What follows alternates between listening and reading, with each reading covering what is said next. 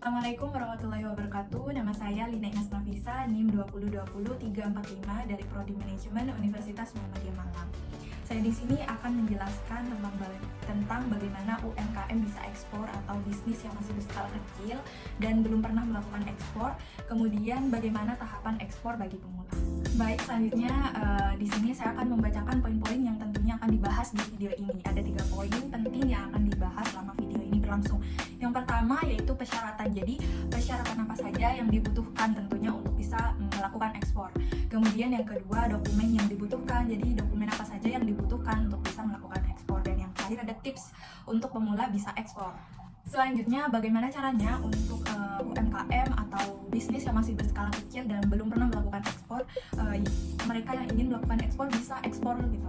Jadi caranya ada cara yang mudah. Yang pertama ini mungkin sudah nggak asing lagi, tentunya bisa menggunakan marketplace, karena marketplace ini mulai dari dokumennya yang mudah, kemudian persyaratannya juga mudah. Jadi mungkin untuk pemula atau UMKM bisa menggunakan marketplace sebagai media ekspor mereka untuk bisa menjual barang atau produk mereka ke luar negeri. Namun dengan menggunakan marketplace ini ada plus minusnya juga. Jadi poin plusnya adalah mudah, dari persyaratannya mudah, dokumennya sangat mudah karena tinggal mengisi, kemudian yang dibutuhkan persyaratannya pun juga bukan yang rumit gitu.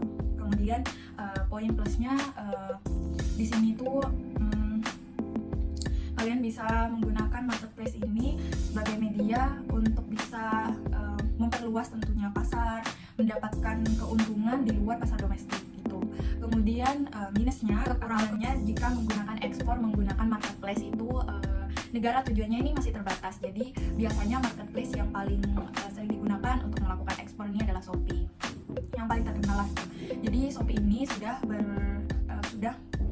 marketplace yang sudah berkancah internasional seperti itu. Namun di sini untuk Shopee Asia itu untuk bagian ekspor masih membatasi untuk negara-negara tujuan yang bisa mereka ekspor gitu. Misalkan Indonesia ingin mengekspor barang itu masih terbatas negaranya. Jadi hanya bisa negara Malaysia, Singapura, Filipina, dan negara-negara yang daerah Asia saja. Jadi belum bisa ke Eropa, dan negara di Asia pun itu masih beberapa negara saja. Jadi tidak semua negara di Asia bisa diekspor gitu. Jadi bisa melakukan kerjasama ekspor seperti itu. Kemudian kekurangannya, tipe atau barang yang diekspor itu adalah barang-barang yang memiliki resiko kecil untuk dibawa ke negara lain. Artinya barangnya itu tidak mudah rusak atau barangnya ini tidak terlalu besar gitu. Artinya ada beberapa persyaratan yang tentunya tidak semua barang atau produk bisa diekspor jika melalui marketplace. Jadi hanya barang-barang kecil saja dan yang memiliki resiko kecil. Seperti itu, seperti benda mati biasanya ini yang memiliki resiko yang paling kecil, dan tentunya barangnya yang berukuran kecil juga seperti itu. Kemudian jika ingin melakukan ekspor ekspor barang yang berukuran besar misalnya dan memiliki risiko yang mungkin lumayan tinggi, bisa menggunakan secara manual, artinya tidak menggunakan marketplace seperti itu. Jadi kita mengekspor secara mandiri sendiri tanpa menggunakan marketplace. Bagaimana caranya? Caranya yaitu sebelum memutuskan untuk mau melakukan ekspor ini harus memahami dulu bagaimana itu ekspor dan mencari tahu informasi, artinya lebih belajar terlebih dahulu bagaimana itu ekspor. Kemudian harus rajin cari ilmu tentang bagaimana melakukan ekspor, intinya lebih memperbanyak informasi, belajar terlebih dahulu tentang ekspor ini sebelum melakukan ekspor sendiri, itu ekspor mandiri. Karena nantinya jika kita tidak bisa memahami trik atau tahapan ekspor dengan baik, akan ada resiko-resiko dan akan menyebabkan kerugian besar. Contohnya misalnya seperti ditipu pembeli di sana, kemudian barangnya di-reject, kemudian ditolak masuk ke negara tersebut gitu. Kemudian bagaimana cara menjadi eksportir? Untuk bisa masuk ke negara tujuan, tentunya teman-teman harus memenuhi persyaratan sebagai berikut. Jadi bisnisnya harus terdaftar. Jadi bisnis tersebut harus merupakan badan usaha atau hukum yang berbadan hukum seperti CV, firma, PT, dan lain sebagainya. Dan punya NIK, nomor identitas kepabeanan, kemudian dari Ditjen Bea Cukai. Selanjutnya punya NPWP, kemudian punya izin usaha resmi seperti surat izin usaha perdagangan, kemudian surat izin industri. Selanjutnya atau izin usaha penanaman modal dalam negeri, PMDN, penanaman modal asing atau PMA seperti itu. Tips apa saja agar mempermudah melakukan ekspor?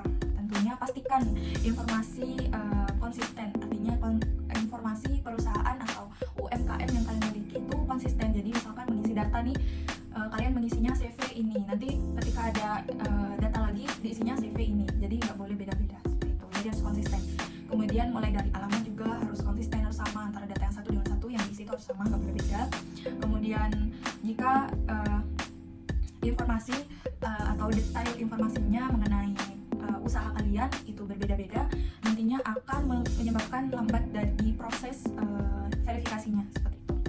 Kemudian ketika kalian sudah melakukan ekspor, apa yang harus kalian lakukan? Jadi ketika kalian sudah berhasil melakukan ekspor, kalian harus membuat laporan rutin per 3 bulan, tentunya laporan realitas kepada Dinas Perindak dan instansi terkait kurang lebih per 3 bulan seperti itu.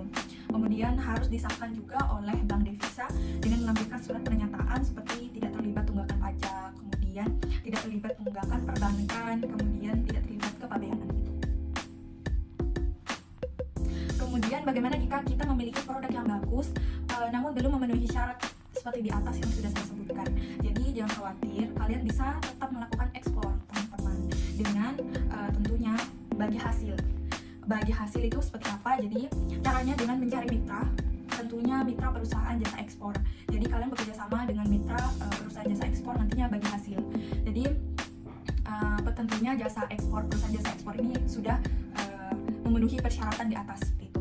Untuk bermitra, caranya tentunya kalian yang mensuplai, mereka yang mengekspor, nanti kalian bagi hasil. Namun dengan cara yang seperti ini, kalian akan mendapatkan keuntungan yang lebih sedikit dibandingkan kalian mengekspor sendiri. Kemudian apa saja yang perlu diperhatikan? Yang pertama itu cek daftar barang dilarang dibatasi, atau jadi apa saja yang perlu kalian perhatikan itu cek terlebih dahulu daftar barang yang dilarang atau dibatasi masuk ke negara yang ingin kalian tuju seperti itu. Jadi teman-teman harus cek terlebih dahulu apakah barang yang akan kalian ekspor ini dibatasi atau bahkan dilarang ekspor.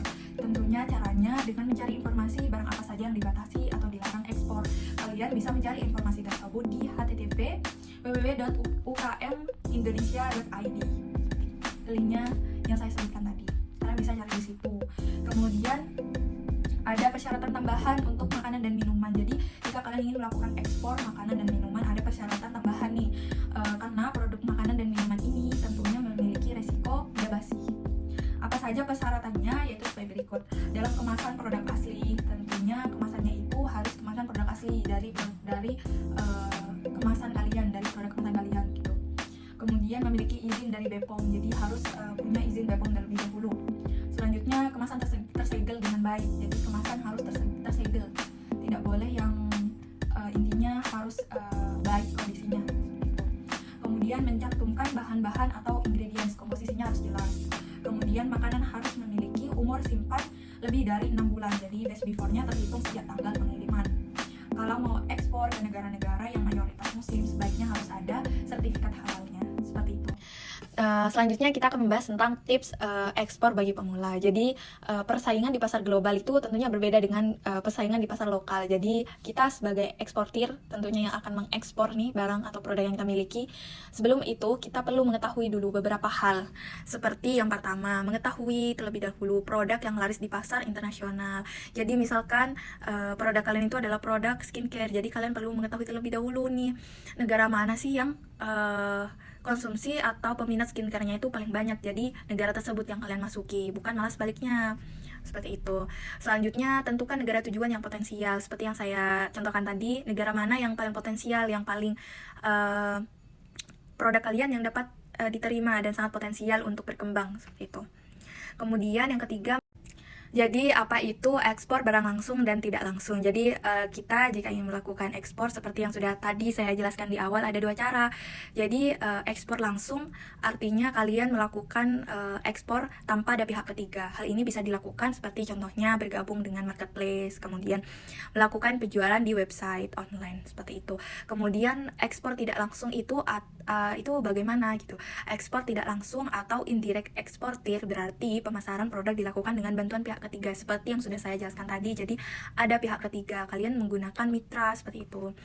Kemudian yang keempat, pelajari dokumen ekspor. Seperti yang sudah saya jelaskan, dokumen apa saja yang perlu dipersiapkan nih sebelum kalian melakukan ekspor.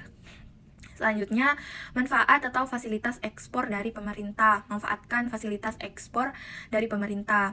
Pemerintah Indonesia sangat mendukung kegiatan perdagangan ekspor yang dilakukan oleh baik itu pengusaha kecil, UKM, UMKM.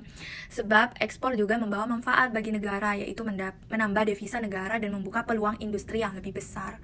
Kemudian, kegiatan atau fasilitas apa saja yang disediakan oleh pemerintah dapat dicari melalui situs resmi Direktorat Pengembangan Ekspor Nasional atau DJPEN. Situsnya bisa kalian cari di djpen.kemendag.go.id. Selanjutnya ada manfaat selanjutnya dan yang terakhir, manfaatkan media internet karena sekarang udah zaman canggih, kalian harus banyak mendapatkan informasi tentang ekspor jika kalian ingin melakukan ekspor. Jadi manfaatkan media internet. Internet itu membuka peluang tak terbatas untuk menghubungkan masyarakat dan seluruh dunia. Internet dapat dimanfaatkan untuk mempromosikan produk yang kalian jual, tidak hanya di Indonesia saja, tapi hingga ke luar negeri, seperti itu. Jadi manfaatkan media sosial dan website dengan cara menjadi eksportir pemula yang cerdas, seperti itu.